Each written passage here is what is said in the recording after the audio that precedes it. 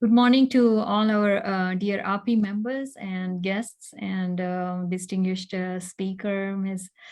Sarah Peterson. And this is a very important topic for most of the immigrant physicians. And we all have gone through this phase in our past life since 20, 30 or 40, 50 years. API, these Indian physicians and other physicians from other countries have been immigrating to US for higher studies, and settling down is an issue. So as we move forward, I think we are seeing more and more issues with this immigration. And we have an excellent speaker today, and her bio is so impressive.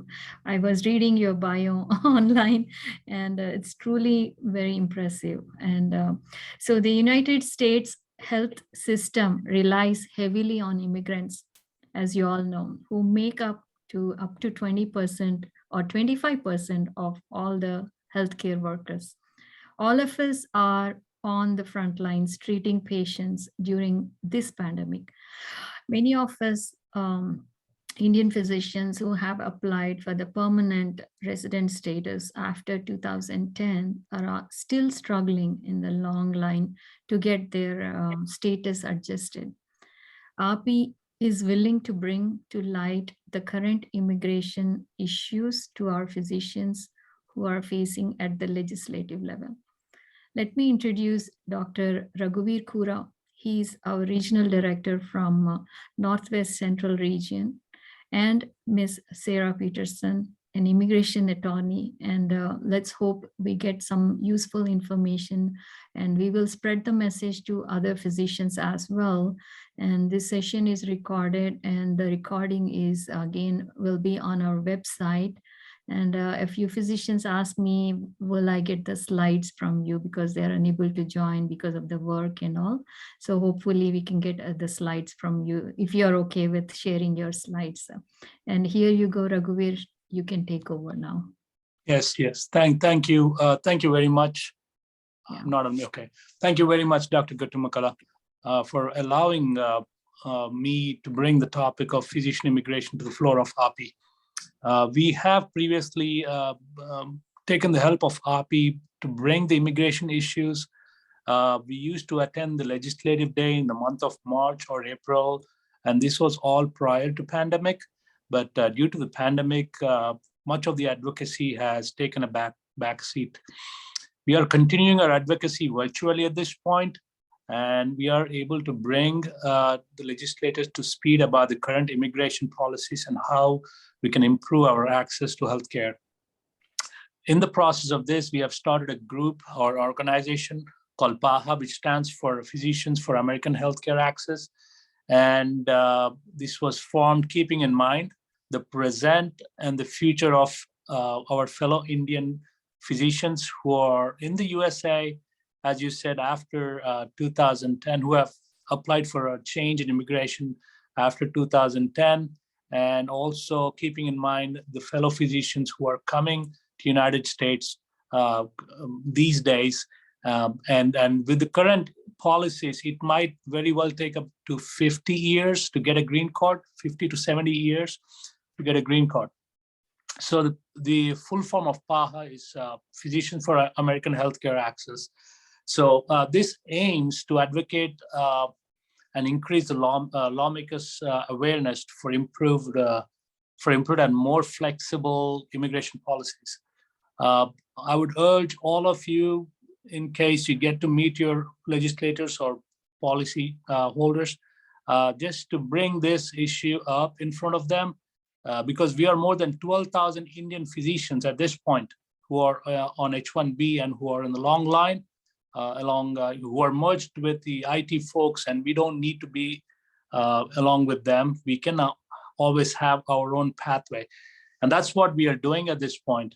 So that's much about PAHA. And without any more delay, I'm going to introduce Ms. Sarah Peterson, who's been practicing employment-based immigration since 2006.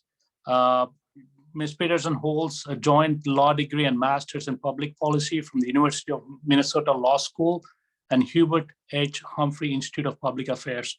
She's been very active in ILA And I have first visited the ILO conference about 4 years ago in DC, and I've seen her on stage.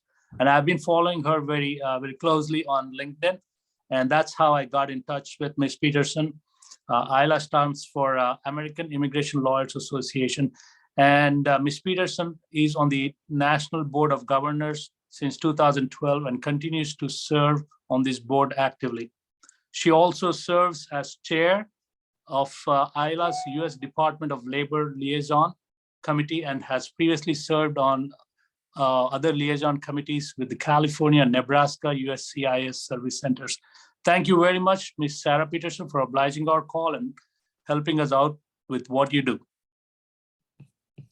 Great, thank you both for having me. I love speaking, I love sharing knowledge. I feel like informed participants in the system help effectuate the changes that we need.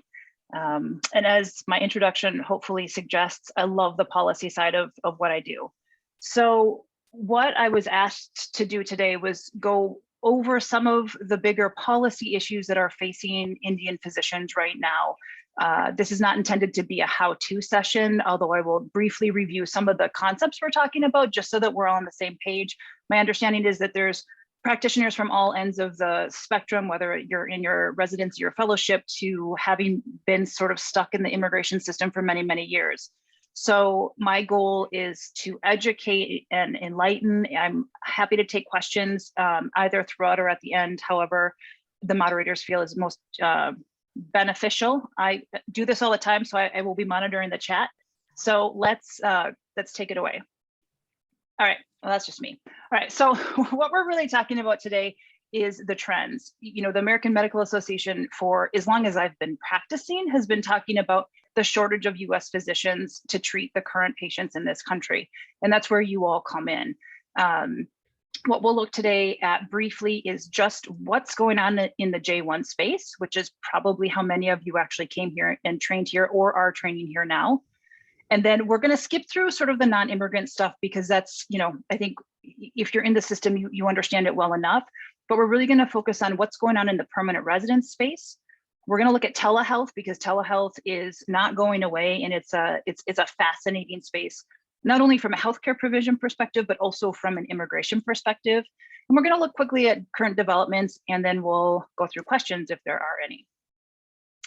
All right, so this slide just really gets to, you know, India, as I'm sure you all know, is the second highest sending country of J1 participants in the United States.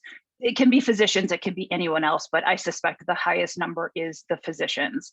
And I did send this slide deck to Dr. Kura, so however you guys want to send this out to your groups, feel free to do it, and these links are dropped in here just so you can see. We've had a bunch of interesting developments in the STEM space in the last month, and I'll talk about them in just a little bit, but specifically to J's. The Department of State has just expanded the research space for up to 36 months for undergrads. Now, I know you guys are doctors, but I do have a lot of Indian physicians and physicians generally who love the higher sort of academic side of things. So understand that this administration is really invested in STEM. And as I'll talk about in a bit further on, it's fascinating to me because when I think of STEM, I inherently think of medicine, I think of nursing. And yet this administration still has not done anything to expand the STEM fields to really be inclusive of medicine and nursing. So I don't know if we're going to continue to see developments with the Biden administration, but understand that it really is looking at the science, technology, engineering, and math fields. And these updates have really kind of suggested the efforts they're taking. And there's just a couple links in here if you are in J status and you do have questions. So as you probably all know, any clinical physician who's here, who does training, is subject to the 2-year home residence requirement. And that simply means that you're ineligible for H1b status and permanent residence unless you either go home and fulfill the 2-year service obligation or you get a waiver in this country. I often get the question, you know, what if I marry a US citizen? It doesn't matter. The 2-year home residence requirement is binding. The only thing that really gets you out of it besides fulfilling it or getting the waiver is if the U visa, which is for victims of extreme violence, which is bizarre. So it's a question we always ask in our questionnaires, and I really hope my clients aren't victims of serious crimes, but understand that that's really the only other option other than fulfilling or getting the waiver. You can look at alternative options like the O1 visa, because the O1 visa, the way that the statute is written, if you are eligible for O1, you can still get into that status. But again, remember, if you are here training in J, it's such a hard, either you fulfill it or you get a waiver. Canadians are visa exempt, but that doesn't really apply to this group. So this slide just briefly goes through, what are your options for a waiver if you are in your J1 period of time. I always encourage my J1 clients. I talk to residents and fellows all the time who are very proactive in thinking about how are they going to do things when they're done with their training. If you are in that space right now, I really encourage you to start thinking about your options now, because as we all know, time flies. So the top bullet is the interested government agency waivers. The most common waiver is the Conrad State 30 waiver, and that's each state in this country has up to 30 numbers it can use each year, and each state allocates how it uses those numbers differently. The US Department of State runs all of the J1 waiver programs, but each state in the Conrad system has their own flavor, has their own timing, has their own review cycle. So if you have an idea of where you want to go, make sure that you're connecting with the state very early to figure it out. And then some of the other options are the Delta Regional Authority and the Appalachian Regional Commission. Those are obviously the regional, you have to fall within the specific regions. The really nice thing about those two waivers is they are not numerically limited like the state waivers. And so if you are a physician, particularly an Indian physician, who you're going to be here for a long time, at least under the current system, certainly look at these waiver options because they're very, very viable. The other two waivers here, the Health and Human Services, due to COVID, we saw Health and Human Services open up a decent amount, not as much as we've been advocating for it to do for as long as I've been in this space, but Health and Human Services are for clinical waivers for primary care, so your 5 primary care specialties, and it has to be in a health professional shortage area. If you don't know what that is, I'm happy to explain it, but they are also not limited numerically. And Mike Berry, who administers the program, he issues these waivers in about 2 weeks. So it's a really, really solid option for primary care physicians if you are in an underserved area that is designated as HPSA. And then the VA, not my favorite waiver, but it's an option. And then those are all waivers that are based on employment. And then remember, there are the hardship and persecution waivers. Those, this is a group of Indian physicians. I do have clients who do apply for hardship waivers, but these are so fact specific. Just know that they're out there in the panoply. This slide just goes through the process, but as you can see, there's ordinarily 3 steps, whether it's the government agency, then Department of State, then USCIS. Department of State, since the pandemic, is just in shambles, and it is taking at least 14 to 16 weeks for a waiver to go through the Department of State. So as you will hear me say often when I present, start early. With everything in immigration, if you are in need of a J1 waiver, you need to be starting the J1 waiver before you even hit your last year of training, because this process is not quick, it's not easy, and it's not very intuitive. So what are the trends in the J1 waiver space right now? When I started practicing immigration in 2006, I loved physician immigration waivers because it was great. It was such a fabulous way to place physicians into needed areas. But what has happened over the course of my career is when I started, the training programs were about 50-50. They didn't care if you trained in H1b or if you trained in J1. And over time, as the H1b program has become more restrictive and compliance-based and difficult and expensive, most of the residency programs are now shifting to requiring all of their trainees be in J1 status, and therefore has the 2-year home residence requirement. Ultimately, that's fine from a training perspective because it makes it easier on the training programs. But what that does for a physician immigration perspective is it makes the waiver process hyper competitive. And as you can see on the bullet here, these are just a list of some of the states that have filled right away, immediately. So more than 30 waivers immediately. It changes every year. Some states have done lotteries like we've seen in the H1b space to manage just the oversubscription. And I have been advocating for more J1 waiver numbers since I started practicing so long ago.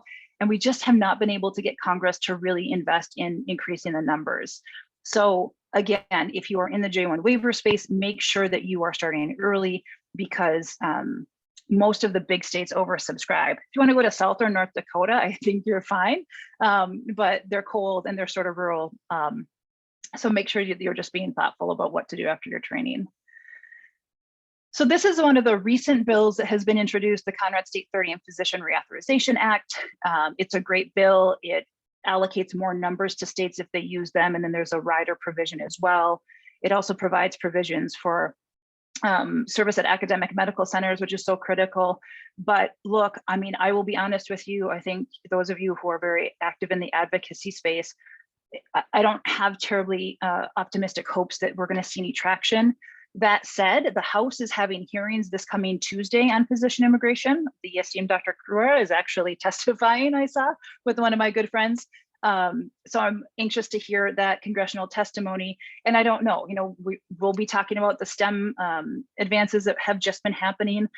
I guess if I could anticipate a time that we could see movement in physician immigration, I think now is probably the best time under the Biden administration and with the ongoing COVID pandemic. But, again, I've been doing this for almost 20 years, and there really hasn't been any meaningful legislation over that time, which probably just means I'm bad in the advocacy space. But in any event, we'll keep you updated if this passes, because it would be a great relief, just because there's so many J1 waivered physicians who need access to these waivers, and such a tremendous need in the patient population, especially in rural and sort of underserved healthcare, that this bill would really go a long way in the provision of really starting to better meet the needs of the US medical system. Okay, so again, we're not talking about non-immigrant visas or sort of the temporary ways people work. We're going to pivot over into permanent residence. I like this slide because I think this well represents what every immigrant in this country is facing. It's sort of like this endless maze. It feels like it takes you forever and you never know when you're going to get out the other side. So just to kind of give the brief overview, some individuals can qualify for the first preference category. In immigration, we have what we call preference categories. We have the first, the second, the third. The first is for individuals with extraordinary ability and outstanding professors and researchers. So if you happen to be in the academic side of things, these might be up your lens. The reason that everyone wants, especially Indians, want to be in the EB1 preference category is because there is usually much less of a delay in your ability to ultimately file for your green card.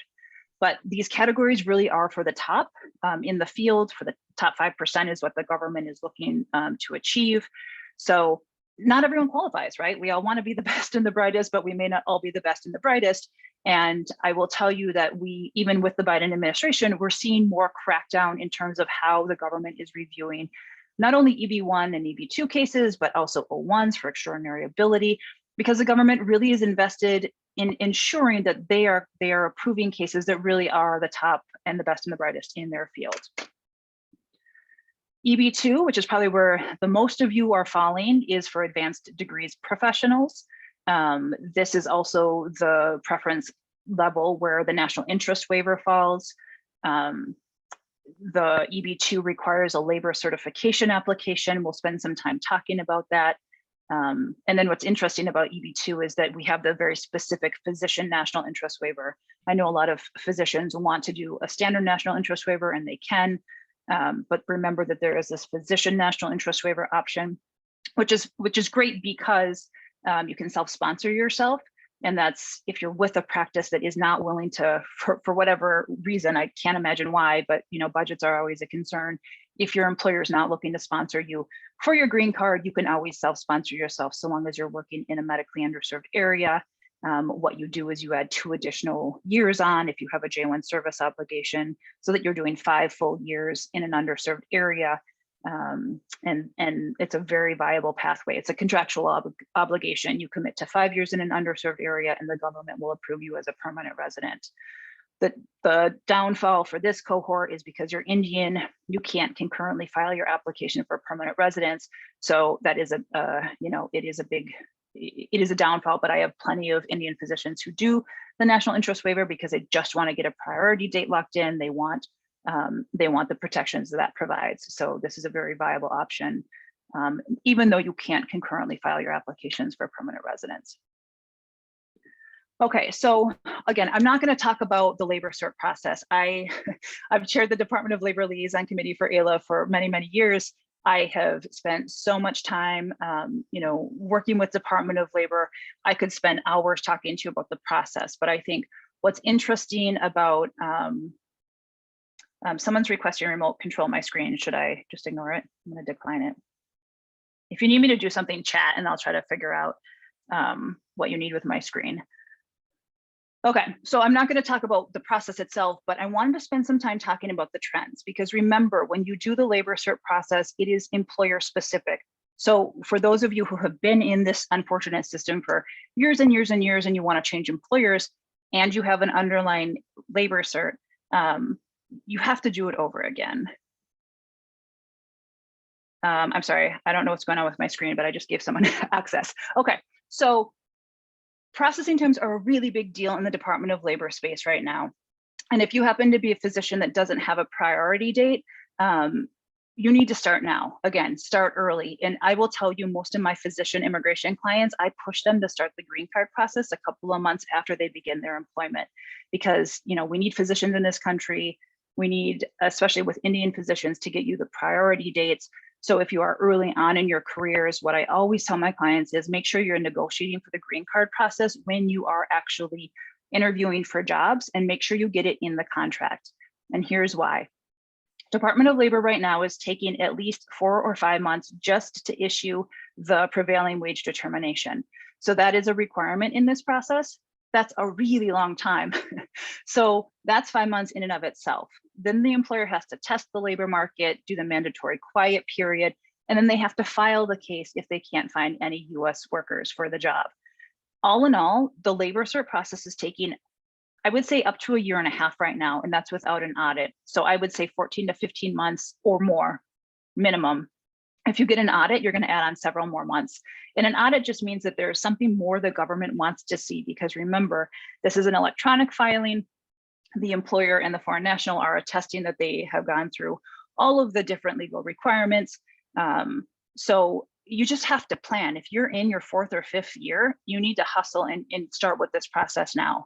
And if you have the luxury of being much earlier in on your H1b time, convince your employer to start you now, because I don't expect any sort of reduction in these processing times at Department of Labor.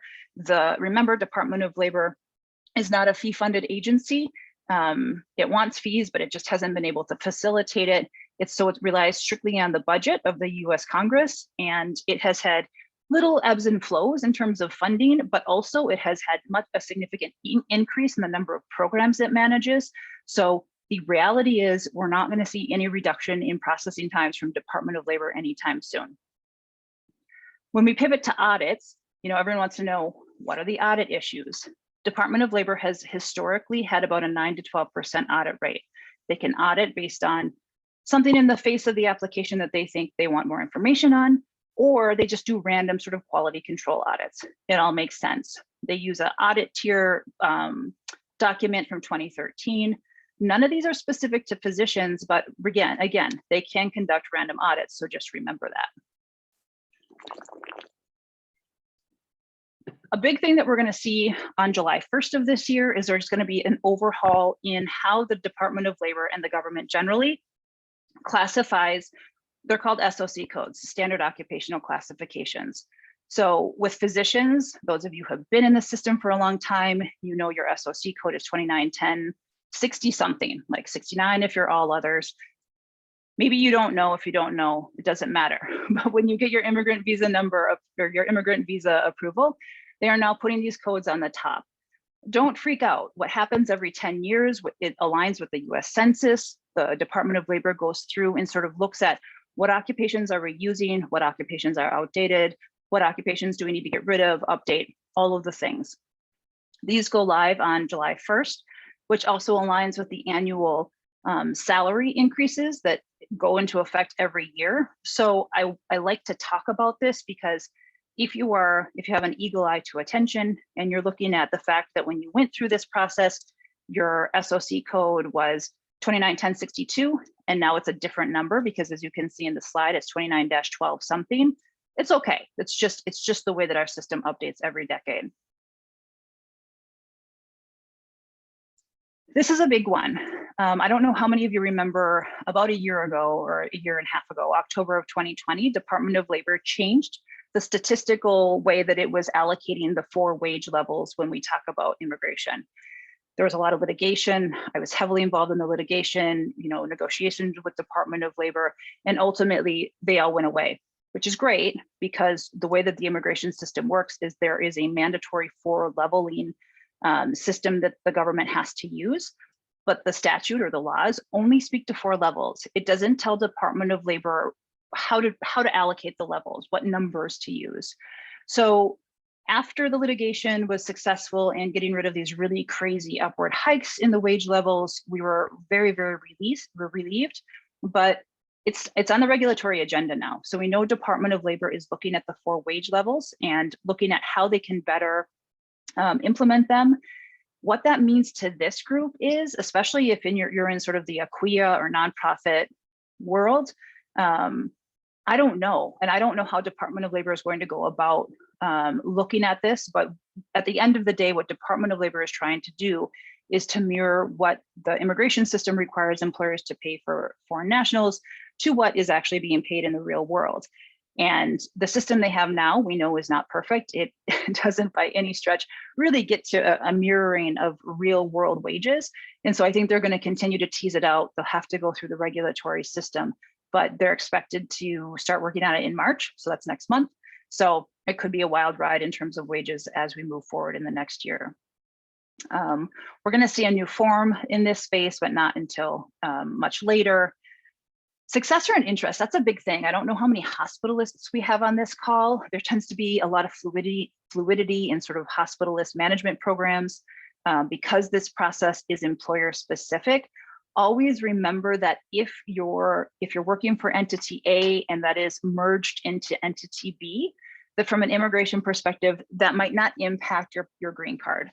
There's this idea of successor and interest. And so, talk with your lawyer to make sure you may not have to redo the process because while the labor cert process is employer specific, there is a successor and interest ideology that if the new entity assumes all the rights and responsibilities, including immigration, your case may be okay. So we do them all the time. And I just like to flag that for this group just because it's stressful. I understand, what I tell my clients is my job is to be the immigration expert. Your job is to practice medicine and provide great medical care. Let me deal with all the nuances. But, if you don't have solid outside counsel, I'd like to give you that information to file away. The other thing that I will say that we are going to see moving forward, and this is more of sort of the policy advocacy lens that I like to take, we're seeing so many state laws and the Department of Justice itself really stepping up legislation regarding anti-discriminatory conduct. And that impacts the labor cert process that we're talking about today. So we immigration lawyers don't work in a silo anymore. And it is becoming even more complex than it ever has been before. And make sure that when you're maneuvering through the system that you're working with counsel who is really taking a lens towards all the other laws, employment laws, anti-discriminatory laws that are going on, because we don't ever want anything else to really jeopardize the process that you guys are going through and relying on for your stability and safety in this country. Okay, the question everyone wants to know is, what can I do now? Like for the green card, like what can I do proactively, strategically, thinking? I mean, look, start the green card process early. So AC-21 is just that ability to extend your H1b status past 6 years. You guys are all Indian nationals. You need that. And the earlier you can get that date and that ability to do that, the more secure you will feel. I mean, I get you're never going to feel secure until you get your green cards, but getting your employer to start the process early is so critical. I always tell and this is the second time I think I've said it in the presentation today, if you're negotiating with new employment, you need to be negotiating not only for the H1B transfer, but you need to be negotiating for the green card process. And you need to make sure that it's in your contract. I can't tell you how many clients I have had who were interviewing with an entity and they were given reassurance after reassurance, then HR changes or the VP leaves, and no one remembers. No one can sort of solidify it. So if you don't have it in the contract, and I'm a lawyer, I should read my contracts more closely myself, but the point of the day is make sure that you are getting this in writing, because this is so critical to your long-term success in this country. And then, the other big thing besides starting early, if you are in the academic space, publish and research now. Do all the things that you need to be doing now to really build up your CV. There are plenty of clients that I look at their CV and I say, clearly you're great. And also, to meet the EB1 classification, you need more, because the government is going to want more. So use this time now, whether it's in your residency or fellowship, or if you're newly changed into H1b status, or even if you've been in H1b for a while and you already have an EB2 approved, could you possibly get into EB1? I don't know, but if that's a goal for you, really the research, the publication, the peer review, all of the things that you need for EB1, why not work on it? Because you have endless hours in the day, I know. What else? I like talking about just why is the system the way it is and what's kind of going on with it now. So remember, everything in immigration is limited numerically. So we have 140,000 numbers, immigrant visa numbers each year. Every country only gets 7% of that figure. And because India has the highest level of, beyond J's for all immigration, the highest level of high skilled workers coming to the United States, you guys are stuck in this tremendous backlog. And that's why. That's the reference to the visa bulletin. If you don't know what the visa bulletin is yet, you will need to know. That's probably for the newer practitioners on this call. But it will govern, as those of you who have been through the system or still are in the system, it will govern your life. Every month, you're going to be checking your date against what the Department of State is telling you is current. And that's going to be your life for a long time. What's interesting in this space is there used to be one man at the Department of State who would do the numbers each year. So they look at who's processing abroad, who's processing in the United States, what numbers are available each year, and he gives out the information. He's now retiring, and we don't know who's going to take his spot. Department of State has not said anything. And Charlie Oppenheim was a tremendous asset to the immigration bar. He was very friendly with us. He used to keep us up to date. I am hopeful that the Immigration Service replaces him with someone who's really as transparent as Charlie is, but we don't know that yet. The other thing that's, I think, a little bit of a mystery, and I was going to drop charts in here. I didn't drop charts in here, so I apologize. But this immigrant visa bulletin has two different charts. It has the final action chart and it has the filing chart. They started doing this in about 2015, so it's been around for a while. It's confusing, but excuse me, the reason they did it is the filing chart usually has more advanced dates on it, because that's what the Department of State anticipates getting through each year, each fiscal year. So you can kind of gauge, if you look at the filing chart, that's the year by year sort of analysis by the Department of State of how far it hopes to get in each fiscal year. And remember, the fiscal year starts October 1st and ends September 30th. It's the federal government fiscal year. So it's a confusing chart, and there's more complications that I'm going to talk about in a minute, but learning how to read that chart is super important, because I get calls every day saying, I'm current, I'm current, I'm current. But what the analysis is you look at the two charts, you compare your priority date against them, but then you need USCIS, a different government agency, to tell you which chart they're following, okay? It's hyper complicated. I teach law to really smart students, and it takes them a really long time to get their head around this. So don't worry if it doesn't make sense, but you should look at it, because this is the system that you're in. I also just want to flag, you guys are all doctors. I hope you're all vaccinated now, but now you have to get the COVID vaccine in order to get permanent residence. There are the obvious religious and medical exceptions, but just file that away. All right, what are the trends right now with permanent residence? We all know, or maybe we don't all know. So because of COVID and Department of State's inability to really do any processing abroad, we have this huge influx of numbers that the USCIS is trying to get through by September 30th of this year. So they're really, really working hard. We see a lot of inconsistency in terms of adjudication. It's not really a first in, first out. It's more on whose desk your particular file lands, but they are working hard to get through as many cases as they can. Under the Trump administration, we saw a new requirement that employment-based cases actually go in for an in-person interview. which was bizarre. The local USCIS offices did not like it.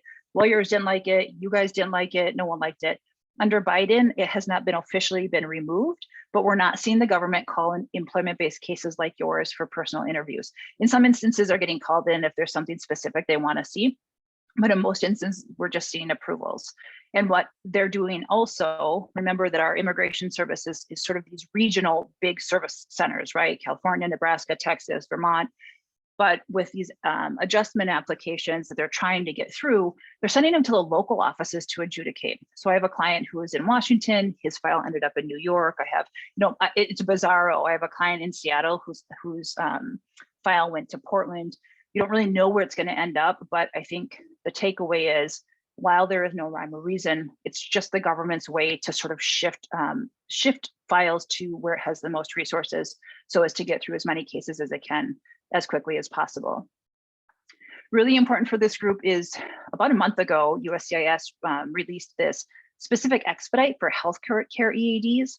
The way that they released it is bizarro. It's if you're doing an EAD renewal and your EAD expires in 30 days or has already expired. That's bizarre.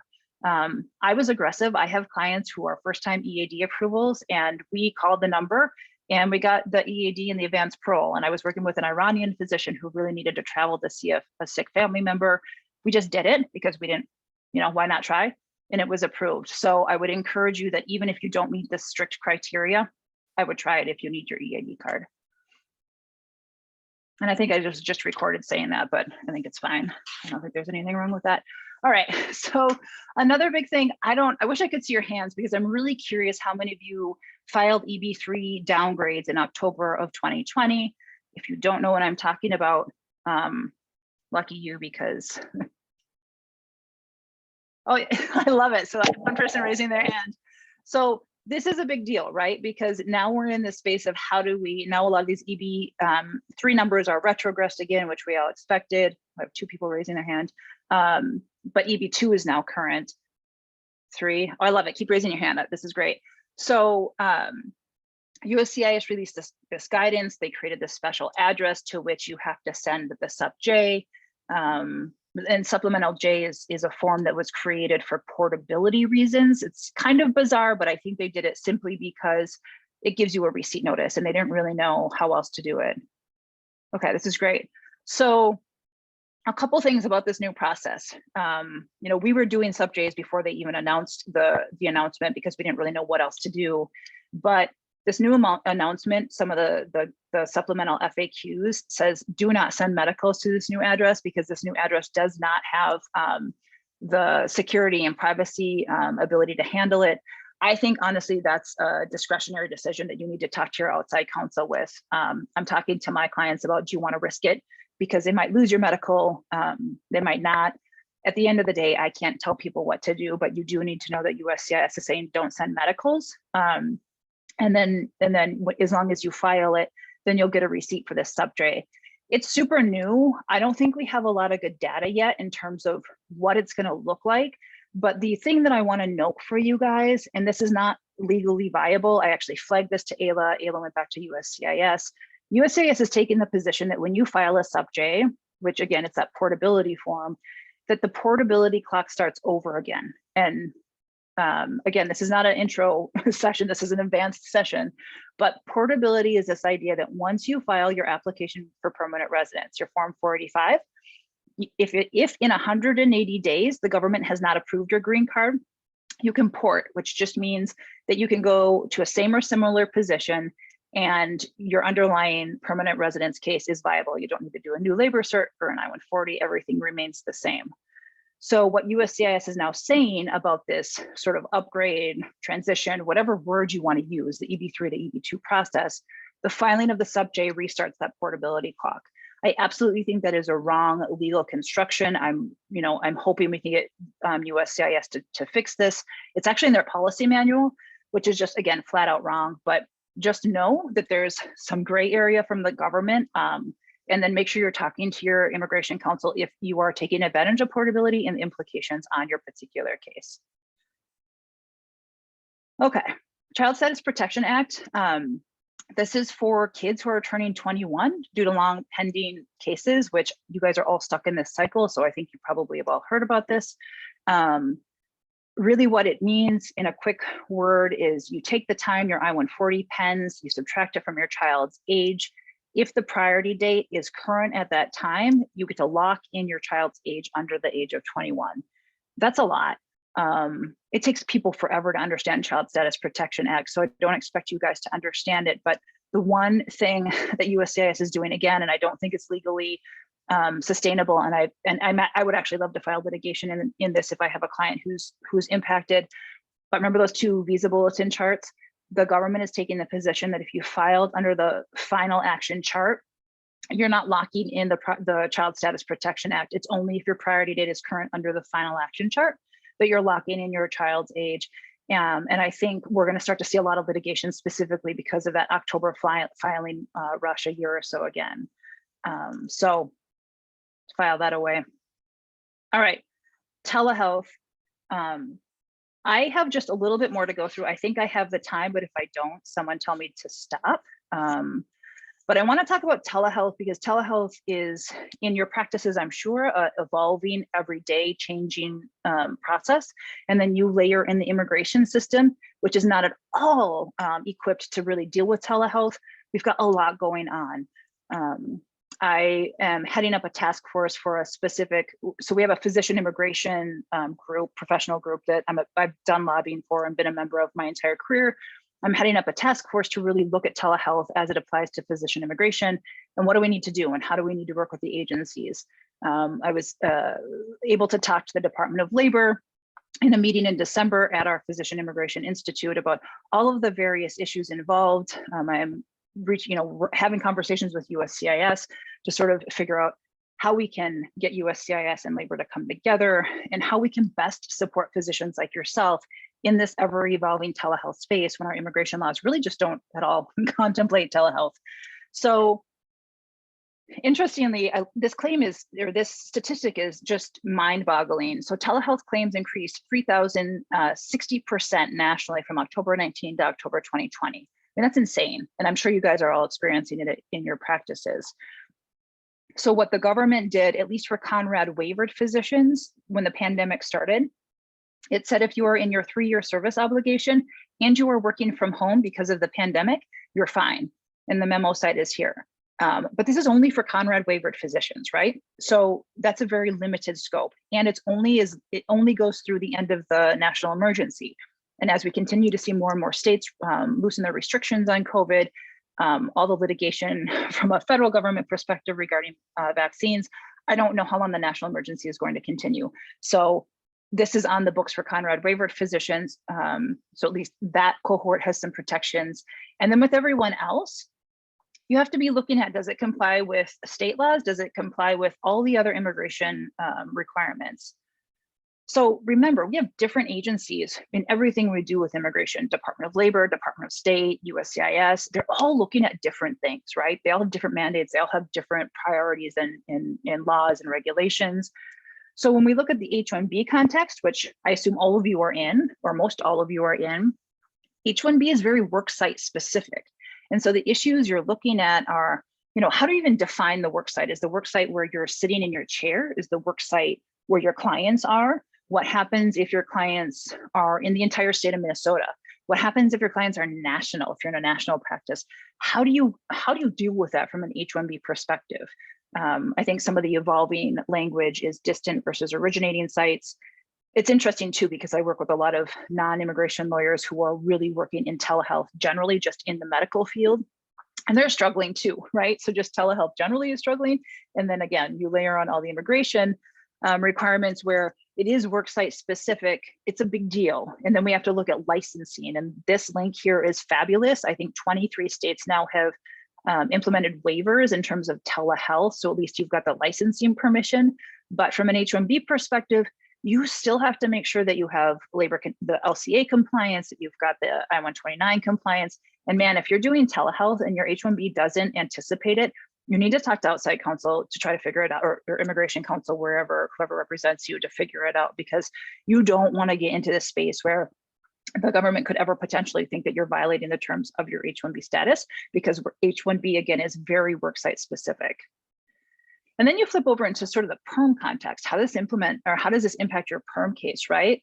So many things to look at here. And I spent a lot of time talking to the head of the policy division at the Office of Foreign Labor Certification in December about, where do you run the labor market test? What is the work site? What wage prevails? And again, like with telehealth, you could have work sites everywhere, right? What about posting requirements, licensing, again, sort of the same issues, but in different contexts. And so this will continue to evolve. And, I'm hopeful that our task force will start to make some traction within USCIS and labor. I planted the seeds with labor in December. We'll continue to have conversations, but keep your eye on it. And then this is just my general guidance to everybody. People who are in H1b status, you have to make sure that you are always mindful of material changes. So is there a worksite change? Is there a job duty change? Or is there a salary change? And any of those things, you really need to be talking to your immigration lawyer to make sure that you're complying. I just have 3 more slides here, and then I'll entertain questions just in case I'm boring you all and putting you to sleep. So COVID and international travel, man, it's a tough landscape out there with international travel. And what I'm telling my clients is if you don't have a current visa in your passport and you travel, you could be stuck abroad for a very long time. India is all over the place in terms of opening, closing, shutting down. We now have our new waiver process. Sometimes the lockbox is the drop box is just locked. It's impossible to predict, precisely because COVID is impossible to predict, and staffing. It all boils down to they just don't have enough staff to actually work at the centers, and so they just shut it all down. So while there are currently no country-specific bans, India was on a travel ban list for quite a while. There are no specific country bans right now. You really just need to be cautious if you're going to travel. And so here's a couple more resources for you if you are traveling internationally. Just make sure you're complying with. I would check the CDC website, because I just took a trip abroad at the end of the year, and it's tricky. So check it out. I just want to flag this again. You guys are doctors, but I just wanted to analogize what the White House is really pushing in terms of the STEM space and what we might hope to see, fingers crossed, with some of the congressional testimony that's coming up in the medical space. So the White House about 2 weeks ago listed its fact sheet. So the fact sheet is just its priorities, and it involves Department of State, USCIS, and Department of Homeland Security. So what it did in the STEM space is, again, it's permitting J1 scholars up to 36 months for graduate or undergraduate students in the STEM space. It added 22 new fields of study to the STEM EAD list. Again, why nursing and medicine is not there, I don't know. I wish I had a seat at the table, but I don't. It looked at O1, extraordinary ability, and it's really looking at what evidence is sufficient to satisfy extraordinary ability in STEM fields, especially for entrepreneurs and startups. These are all really exciting things. And then in the national interest waiver space, again, remember there's a physician national interest waiver and the national interest waiver, looking at the sort of evidence that would be standard to a startup or an entrepreneur in the STEM space. So this is all happening right now. I would like to think because of the congressional hearings we're having next week on physician immigration, and I'm sure Dr. Kura can send you the link to that. I have it too if you want. Does that mean that we're going to see a similar sort of push from the administration in terms of healthcare, nursing, physicians, what have you? I don't know. I don't have a crystal ball. And I've been doing this for so long that I tend to be a little bit more skeptical, but certainly keep your eye on it. And then the final thing that I'll talk about before I open up for questions is just, I get asked all the time about legislation. Obviously, people read things on boards and they want to know what's happening. The Healthcare Workforce Resilience Act is beautiful. It would go a long way because it provides numbers for nurses and doctors. It's got a lot of support, as you can see on this slide, but look, I don't know, nothing is happening in Congress. So what I tell people is, unless a bill is signed by the president, there is a lot of sausage making that goes on before it actually gets to that point. We have the House and the Senate, they have to agree to get the votes, and then it has to go to the president. So I wouldn't hold my breath, in other words. All right, I just did a lot of talking. My throat is sore. I see that there's some good questions. How do you guys want to handle the questions? Do you guys want to read them? You want me to read through some of them? Yeah, Vijaya, can you unmute Raghuveer? Raghuveer, can you unmute yourself now? No, Vijaya, can you unmute Raghuveer? Yep. Got All it. right, I'm here. Thank you. I'm back. Thank you very much, Sarah. Wonderful presentation. You have hit all the points. I wrote down a lot of questions, but you already answered most of the questions here. So I'm going to just read through the questions. The last one, of course, is from Neha.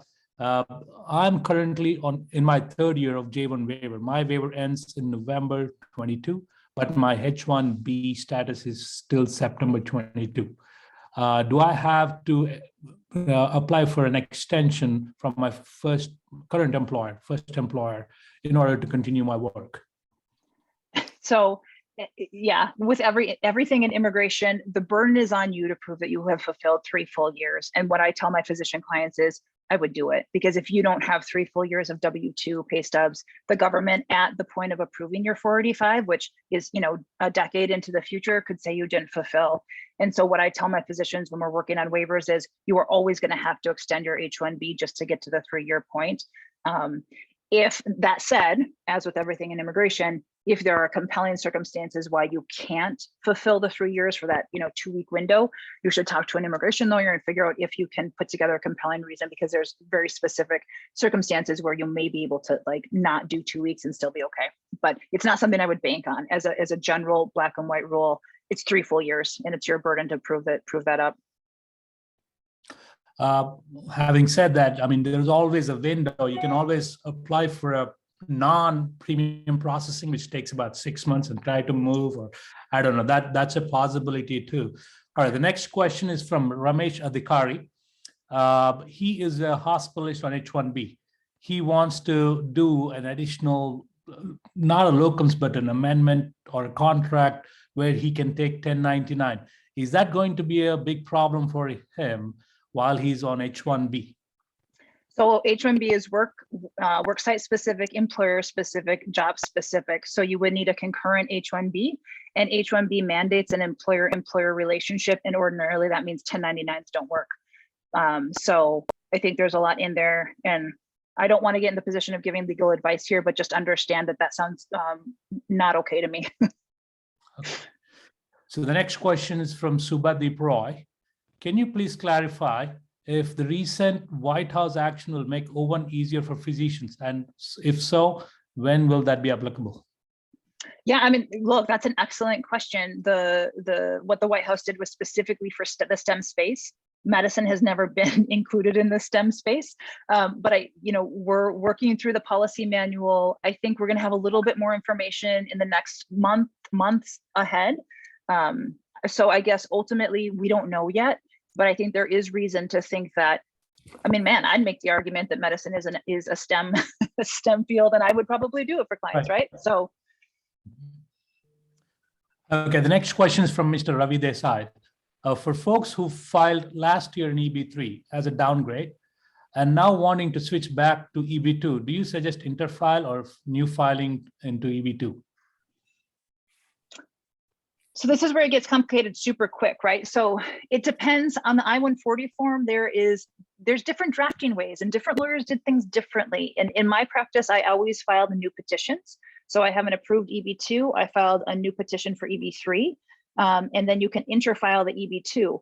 If your lawyer filed as amendment, which is that box on the top of the second page, there is a lot of chaos with that right now, and a lot of inconsistency with the agency and a lot of uncertainty. And so I can't, it's sort of like you guys, you're not going to give medical advice without doing the full, analysis of your patient.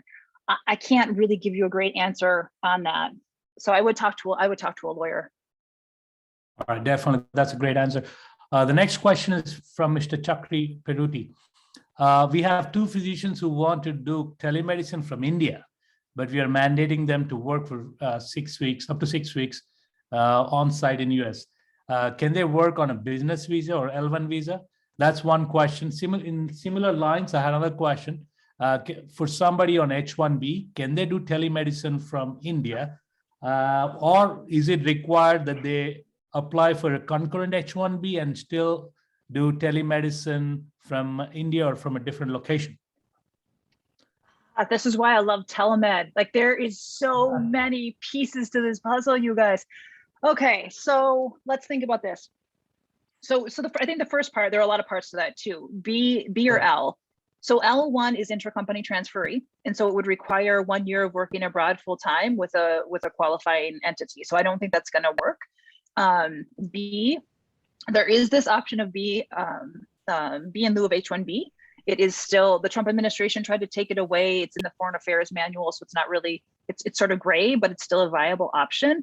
The things that I think about though are these Indian physicians qualified to work in the US for those 6 months, so as to get the B in lieu of H. So they would need, again, the medical degree, USMLEs, or the equivalent, the licensure, all of the things that, you know, a US working physician would need. So I think I'd be willing to look at the B in lieu of H for these doctors, or if you're a cap exempt employer, potentially you could get them that way as well. So as long as they're credentialed, I think that's fine. But then when you're doing the telemed from India, man, that's like the international telemed. We're having conversations on it right now, and it is complex. So I don't really feel competent to speak on that. The one thing I will say, the second or the third piece of it, Dr. Kura, that you asked about was, do they need an H1B to work in India? Remember, you only need an H1B when you're in the United States. So if they're in India, they don't need anything, so long as, again, they're complying with the credentialing. And then there's tax issues, right? So there's all these international tax issues when people work abroad, and there's employment law issues. So if these are Indians working in India, then I think from the Indian side of things, it's okay.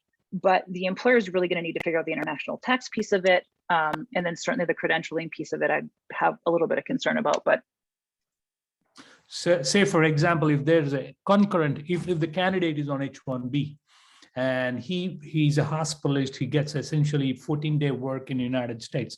And the remaining 14 days in the month, he decides to go to India and he wants to do telemedicine from there. Having said that, he still will have his employer take the 1099 and pay him the H1B, you know, or a W-2 from the employer. So is that a possibility where he stays in a different location, he's still able to work for his employer who is in United States and take the W-2 from him while being on H1B? Yeah, so again, if he's not in the United States, he's not an H1B, and nothing really matters. So as long as when he's in the United States and he's complying with his H1B criteria, then what he's doing in India is fine, so long as it's meeting the international tax obligations. Okay. Is that getting at what you're asking? Yeah, that's perfectly, yep. Well, we'll wind it up. We'll take a last question from Sri Katari. My current H1B expired and it didn't get my renewal receipt notice yet. It has been filed prior to expiration. Do I have any options for renewing my driver's license? Wow, that's a tough question. Sri, what state are you in? Because driver's licenses are state specific. Most of them will take the receipts. If I were you, I would get into, so you can do two things. You can, well, she's in Kansas. You know, and I'm not familiar with Kansas. Here's what I would do. I would do the Ask Emma function. If you aren't familiar with the Ask Emma function, sometimes she's a rock star, sometimes she's abysmal, but you know, on balance, I think she's worth your time. So that's that chat feature on USCIS. We've been able to get corrected receipt notices when USCIS makes a like a typo pretty quickly. You can also convert to premium if you want to, so you can get the receipt notice. But every state should have some sort of an extension period with a receipt notice, but you got to get your hands on that receipt notice. Wow. All right, we'll take this last question because this is my favorite guy, Malayala. I mean, he's one of the driving force for PAHA. You know, his question is, what's your advice to Indian physicians who want to advocate for any change in immigration policies? There was a call response to Healthcare Workforce Resilient Act. Should they put some effort on the Charges Act, or which direction should we go? Oh, that's the $1 million question, isn't it? Because, you know, look, if you're in the advocacy space, people can't even agree on the same thing for legal immigration, right? Like, I think Dr. Kerr and I, we probably disagree. Like when I'm on my board, it's really hard, but I think I'm also doing a policy fellowship at the Humphrey Institute again, because I can't get enough of policy. And really, you know, the takeaway with politics today is because it's so divisive, really, it's all about access, and money talks, unfortunately. You guys are doctors, you know, you're highly educated. I think that if you can come together as a group and try to figure out which legislation you want to put the money into, and you each attack your states. I mean, I was on the PAHA website. It's brilliant. You have links. You can just click to the link of the state on various different levels. So it's grassroots. It's also money and the access. I think that's your best strategy. But in terms of what Build Back, I mean, you know, Build Back Better, we thought we were going to get some provisions in that. That's out the window. So I don't think any of us have that crystal ball, right. But I think, you know, the three things that I said, grassroots plus being very strategic about where you're placing your money. I think at the end of the day, that's the best you're going to do. Sarah, thank you very, very much. This was informative, encouraging, and we will get back to you on a personal level for advices in future. I greatly appreciate what you have done today and taken time out of your busy schedule.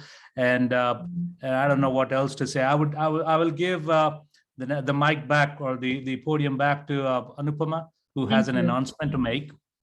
Thank you, Raghuveer. Thank you, Ms. Peterson. This is extremely good, and there's a lot of information you gave in this just you know, a few minutes talk. But what I would do is I will go ahead and put all this information on our website, RP website, and also share with our members tonight. We send newsletters every week. So I'm going to send some of the important information to our members to this weekend. And I want to thank Raghuveer, first of all, to, you know, who brought this important talk for us. And many of us have many questions, actually. I also have an announcement to all our dear RP members, and we are doing these legislative sessions actually every second and fourth Sunday. And today we have a very important session with Raja Krishnamurthy. He's the congressman from Illinois state. And we're going to have, again, we're going to ask a few more questions. Sarah, what you shared with us, I think we have a platform to approach our legislators and see if we can move some things through our RP association. And thank you all. And I want to meet you all at 3 p.m. Central Time or 4 p.m. Eastern Time. Please join and raise your questions. And we have Dr. Sumul Rawal. He's the chairman of the legislative committee. Sumul, you want to say a few words? Oh, Sumul.